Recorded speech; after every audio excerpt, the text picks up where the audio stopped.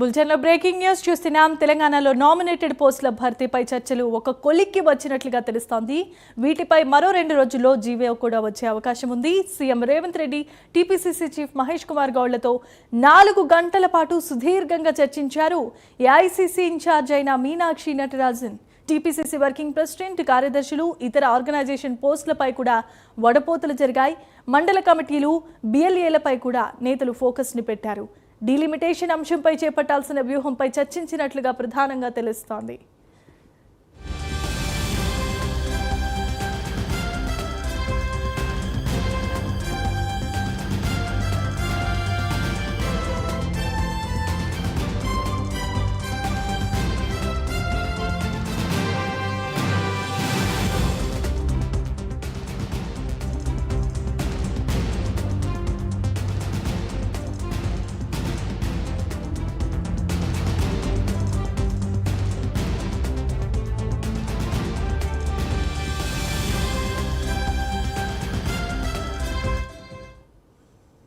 రైట్గా TPCC working ప్రెసిడెంట్లు, కార్యదర్శులు, అలాగే సీఎం రేవంత్ రెడ్డి మండల కమిటీలు, బీఎస్ఎల్పై కూడా నేతలు ఫోకస్ పెట్టినట్లుగా తెలుస్తోంది. ముఖ్యంగా డీలిమిటేషన్ అంశంపై చేపట్టాల్సిన వ్యూహం పైన సుమారు 4 గంటల పాటు సుదీర్ఘమైన చర్చల అనంతరం 2 రోజుల్లో జీవో కూడా వచ్చే అవకాశం కనిపిస్తోంది.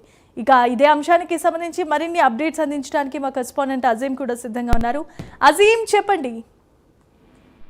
జూబ్లీహిల్స్ సీఎం రేవంత్ రెడ్డి నివాసంలో ఏపీసీ రాష్ట్ర ఇన్ఛార్జ్ మీనాక్షి నటరాజన్, టీపీసీ అధ్యక్షుడు మహేష్ కుమార్ గౌడ్ సుదీర్ఘంగా ఏదైతే భేటీ అయ్యారు. సుమారు 4.5 గంటల పాటు కూడా ఏదైతే సుదీర్ఘమైన సమావేశం కొనసాగింది. ఈ సమావేశంలో ప్రధానంగా కూడా ఫెడరేషన్ చైర్మన్లపై ఏదైతే కొలిక్కి వచ్చినట్టు తెలుస్తుంది. 2 రోజుల్లో దీనికి సంబంధించిన జీవో అన్ని కూడా వచ్చేటువంటి అవకాశాలు కనిపిస్తున్నాయి. ఫెడరేషన్ చైర్మన్స్ అంటే మొత్తం కూడా కార్పొరేషన్స్ ఏవైతే ఉంటాయో, అంటే కులాల వారి కార్పొరేషన్ చైర్మన్ సంబంధించిన దానిపై ఫైనల్ డిసిషన్ తీసుకున్నట్టు తెలుస్తుంది. ఇక దీంతో పాటు కూడా పార్టీలో ఉన్నటువంటి టీపీసీ వర్కింగ్ ప్రెసిడెంట్స్, కార్యదర్శులు, ఇతర ఆర్గనైజేషన్ పోస్టులపై కూడా చాలా సుదీర్ఘంగా చర్చించి తుదిదశకు ఆ చర్చను తీసుకొచ్చినట్టు కూడా తెలుస్తుంది. మండల కమిటీలు అలాగే ఇతర అంశాలపై కూడా సుదీర్ఘంగా చర్చించి నిర్ణయం తీసుకున్నట్టు తెలుస్తుంది. దీంతో పాటు డైరెక్టర్లకు సంబంధించిన అంశం కావచ్చు, మిగతా కార్పొరేషన్ చైర్మన్ సంబంధించిన అంశం ఏదైతే ఉందో అవన్నీ కూడా జూన్, జూలైలోనే ఏదైతే రానున్నట్టు కూడా ఏదైతే మనకైతే సమాచారం తెలుస్తుంది. ఎందుకంటే ప్రస్తుతం ఉన్నటువంటి వారి పథకాలం అంతా కూడా జూన్ లాస్ట్, జూలై మొదటి వారంలో ముగుస్తుంది కాబట్టి సో పాతవి కొత్తగా అన్ని కలిపి కూడా అదే సమయంలో వేయాలని చెప్పి కూడా డిసైడ్ అయినట్టు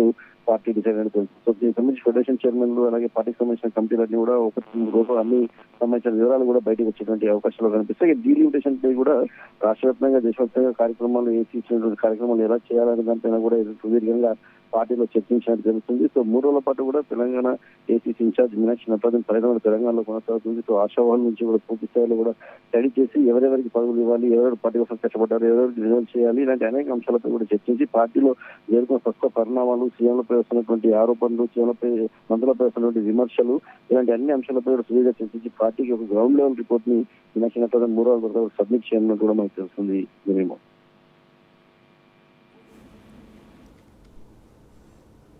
థ్యాంక్ యూ అజీం.